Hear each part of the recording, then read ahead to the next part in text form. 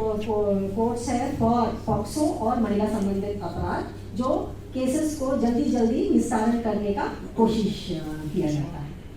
इसके अलावा आप लोगों को जो ध्यान रखने की जो वो है, क्योंकि ये डिजिटल वर्ल्ड है, तो आप लोगों को आईटी एक्ट के बारे में थोड़ा जानकारी होगी, क्योंकि ज़्यादा डिटेल में आपको कोई ज़रूरत नहीं है। पर एक इंफॉर्मेशन टेक्नोलॉजी एक्ट है और नए एक डीपी एक्ट भी आया है, जो आपके डाटा है, प्राइवेट डाटा है, उसको प्रोटेक्ट करते हैं, उसको कैसे स्टेट रेगुलेट कर रहा है वो उसमें है। ये बहुत ही नया है, अभी ये सब नए लॉज हैं जिसको अभी हम लोग भी सीख रहे हैं, और इसका जो 3-4 साल में मुझे लगता है जो एआई और टेक्नोलॉजी जितना, मशीन लर्निंग जो जितना हो रहा है, पुलिसिंग भी बहुत ज़्यादा चेंज हो जाएगी। से ज़्यादा महिलाएं होती हैं, एनजीओज होते हैं, वो बैठ के इंक्वायरी करते हैं, फिर वो अपना रिकमेंडेशन देती है, फिर उसके बाद उनके खिलाफ एफआईआर या डिसिप्लिनरी एक्शन लिया जाता है। लड़का हो या लड़की हो, इट इज जेंडर न्यूट्रल। तो अभी जो क्रिमिनल लॉज, नए क्रिमिनल लॉज हुए हैं, बहुत सारे जो प्रोविजंस हैं, जो क्राइम्स हैं, वो जेंडर न्यूट्रल है, ठीक है। वो महिला या लड़के दोनों के ऊपर जो भी होता है उसको बहुत ही सख्ती से कार्रवाई किया जाता है। तो एक पॉश बहुत इम्पोर्टेंट है, पॉक्सो बहुत इम्पोर्टेंट है, इसके बारे में आपको जानकारी होनी चाहिए। और जो सिंपल हर्ट, ग्रीवियस इंजरी, कोई मारता है, पीटता है, या स्टॉकिंग जो आपके पीछे करते हैं, ऑनलाइन स्टॉकिंग करते हैं, आपके इंस्टाग्राम में गंदी मैसेजेस डालते हैं, फेसबुक में आपको स्टॉक कर रहे हैं, या वॉयरिज्म, अश्लील तरीके से आप जेस्चर्स या सॉन्ग्स ये सब चीज़ें कर रहे हैं, उसका तुरंत आपको कंप्लेन कर देना है। जैसे सर ने कहा था, you need to have a voice, that is very important, and it is also very crucial in combating. That I came late and I have this honor of giving thanks to our guest speaker, Mrs. Aparna Kumar, who is the Joint Commissioner of Police, Crime and Headquarters, the Police Commissionerate. So it's in a way good that I came late, because I have the privilege of giving my vote of thanks to you. And हम लोग सब ने बहुत ही महत्वपूर्ण lecture सुना है। I think ऐसा lecture आप लोग ने पहले नहीं सुना होगा। मैंने भी आज बहुत सीखा है, बहुत जानकारी पाई है, जो वैसे नहीं मिलती है। अब समझ आता है कि हमारा जो शासन गवर्नमेंट है, इंडियन गवर्नमेंट, स्टेट गवर्नमेंट, कितनी एफर्ट्स कर रहा है टू प्रोटेक्ट विमेन। ये चीजें जब तक ये लेक्चर नहीं होता, मुझे कई चीजें नहीं मालूम थी, तो आपने बताई है। Mrs Aparna, thank you very much for that. And हम लोग ये सब याद रखेंगे। इन्होंने फोन नंबर्स भी लिखवाए हैं, और इनका टेक होम मैसेज है, protect your body, protect your data, protect your property. और body is not just physically protect yourself. कभी भी ऐसा इंसिडेंस होता है तो सबसे ज्यादा पीड़ा मन को होती है। So it is protecting your physical, protecting yourself physically and protecting yourself mentally. Because कई बार ये जो mental trauma होता है वो पूरी जिंदगी चलता है। पर जब जस्टिस मिलती है, ये ह्यूमन टेंडेंसी होती है कि जब हम लोग को न्याय मिलता है, जस्टिस मिलती है, तो इतना मेंटल ट्रॉमा नहीं होता है। One is able to overcome it. कि हमारे साथ अगर अन्याय हुआ है, बिकॉज विमेन आर वनरेबल, तो उसके अन्याय के साथ साथ फिर न्याय भी हुआ है। इसीलिए ये चीजें जाननी बहुत जरूरी है। और जो आपने बोला है about protecting data, protecting property, ये हम लोग जल्दी सोचते नहीं हैं, और ये भी बहुत महत्वपूर्ण है, protecting your data. I mean I have been a victim, I have revealed data in my stupidity जिसे कहते हैं। बट आई थिंक आपने जो बोला उसके बाद जितनी हमारे यहाँ यंग स्टूडेंट्स, गर्ल स्टूडेंट्स बैठी हैं, they will now be very careful about sharing the data. This is very very important. I have been a victim myself, so आप लोग के लिए ये बहुत अच्छा है, इन्होंने ये बोला है you have to protect your data.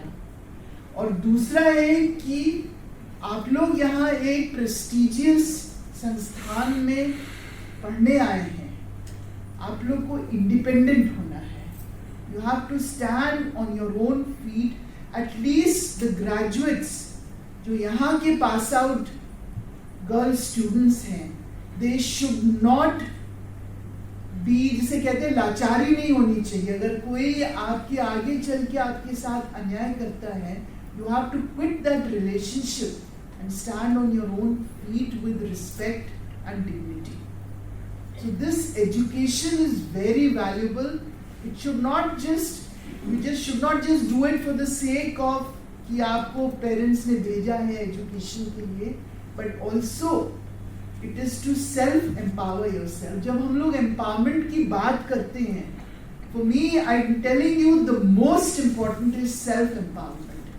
Government कर रहा है, सोसाइटी कर रही है, स्टेट कर रही है, बट ये चीजें आगे तभी बढ़ेंगी अगर आप अपने को सेल्फ एम्पावर करोगे.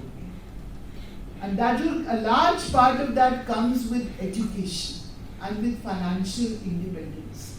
So again, I would also like to thank the organizing team of the Dean Allied Health Sciences and the Vice Deans of Allied Health Sciences and the all of you who have organized this and all of you who have participated, and of course thank Mrs. Aparna from the bottom of my heart for giving such an illustrious lecture, and we hope we can get you again because हम लोग यहाँ 3,000 से ज़्यादा students हैं and almost 50% of them are girls, and this is what we could, this is the seating space that we had for today, so we will again request you for this beautiful lecture again. Thank you very much. Jai Hind.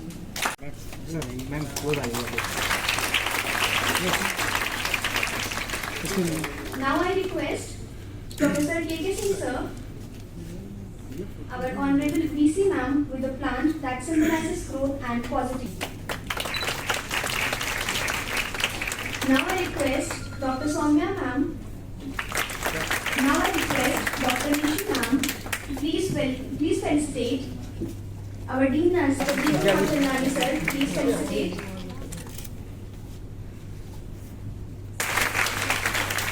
Before we proceed, now I request all our esteemed dignitaries and faculty members to kindly join us for a group photograph. सिर्फ और सिर्फ उनके द्वारा यहाँ पर दी जाने वाली सेवाएं जो मरीजों के बीच में दी जा रही थी, चाहे हम बोन मैरो ट्रांसप्लांट की बात करें, रोबोटिक सर्जरी की बात करें, निश्चित रूप से पहले तो मैम आपको बहुत बहुत बधाई आपके दूसरे बार कार्यकाल में होते हुए. मतलब क्या लगता है अगले 3 सालों में किस तरह की कार्य योजना है, क्या और करना है? बहुत बहुत धन्यवाद कि आपने हमें कॉन्ग्रेचुलेट करा. और जो अब सेकेंड टेन्योर है, हम उसे वर्जन 2 कहते हैं.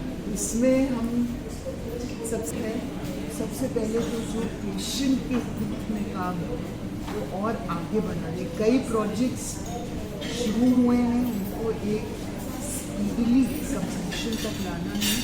कई प्रोजेक्ट्स का इनिशिएशन हुआ है, जैसे apex centre for women's health, college of allied health sciences, जिनका बस अब शुरुआत हुआ है, organ transplant therapy complex, geriatric ICU, इन सब प्रोजेक्ट्स को शुरू करके इनका भी हम चाहते हैं कि कंप्लीशन जल्द से जल्द. बड़ी सौगात आपने दी थी, बोन मैरो ट्रांसप्लांट यहाँ शुरू कराया था, रोबोटिक सर्जरी शुरू कराई थी, अब ट्रामा सेंटर भी बनने वाला है. सरकार का एक बड़ा भरोसा आपके साथ, वही 3 साल का सिस्टम ऑलरेडी और पूरे इतिहास में पहली बार हुआ. आप इसको किस तरह से देखती, सरकार ने आपको मौका दिया, आपको क्या लगता है कैसे काम करेंगे और क्या कुछ करेंगे? सरकार ने मुझे ये मौका क्या, एक जिम्मेवारी दी और मुझे पूरी जिम्मेवारी अपने जिसे कहते हैं ना बेस्ट ऑफ माय एबिलिटी से इसे हमें निभानी है. और बहुत मुझे इससे रिस्पॉन्सिबिलिटी मतलब इस जिम्मेवारी के साथ साथ मुझे पेशेंट जो विथ है उसमें बहुत काम करना है और KGMU को एक एकेडमिक एक्सीलेंस के नेक्स्ट लेवल लेके जाना। अभी तक तो NAC A++ मिला है, NIRF में 8th पोजीशन मिली है, अब हमको KGMU में एक इंटरनेशनल प्लेटफॉर्म पे लेके जाना है, यानी कि वर्ल्ड QS रैंकिंग। और उसके लिए जो शोध का आउटपुट है KGMU का, उसको बढ़ाना है, उसको हायर लेवल पे लेके जाना है। तो दोनों चीज़ें करनी है, पेशेंट सर्विसेज को और एक्सपैंड करना है, मजबूत करना है और एकेडमिक एक्सीलेंस की ओर बहुत बहुत हम अभी से पुनः बधाई आपको और हमारी शुभकामनाएं भी कि जिस स्तर पर आप चाहती हैं वहाँ मेडिकल कॉलेज जाए। तो ये थी KGMU की VC डॉक्टर सोनिया नित्यानंद का साफ तौर पर कहना था कि मरीजों के हित में और अंतर्राष्ट्रीय इसकी जो ख्याति है उसको और बढ़ाने का पूरा इरादा है। निश्चित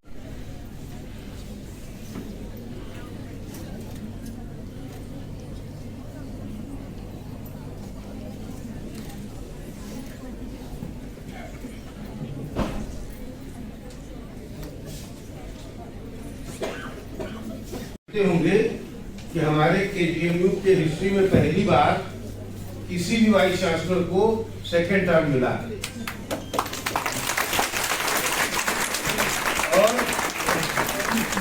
2 दिन पहले professor Sonia Nityanand got a second consecutive second term, दूसरी बार लगातार 3 साल के लिए VC बनी है।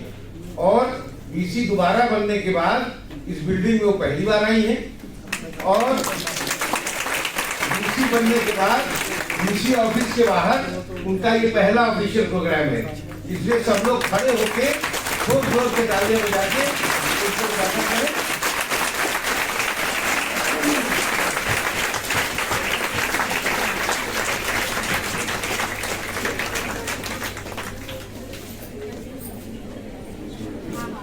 हमारे बीच उपस्थित है KGMU के allied and health care sciences के डीन प्रोफेसर के सिंह साहब। सर, आज आपने अपने कैंपस पे एक भव्य कार्यक्रम का आयोजन किया है जिसमें आप एक गेस्ट ऑफ ऑनर के रूप में उपस्थित रहे।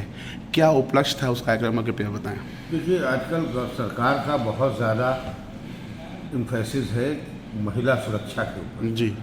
तो हमारे यहाँ की जो स्टूडेंट्स थी उनके लिए महिला सुरक्षा पर सेंसिटाइजेशन प्रोग्राम जानकारी और जागरूकता के लिए रखा गया था।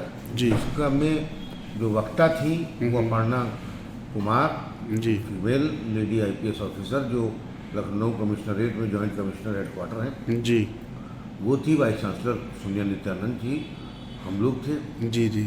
वहाँ पे वही उनका लेक्चर हुआ जी। जिससे बच्चों को बहुत सारी उन्होंने जानकारी दी कि वो अपनी सुरक्षा कैसे करें, किस तरह से वो आइडेंटिफाई करें कि कौन चीज़ गलत है, किस तरह से उसको कहाँ पर रिपोर्ट करें।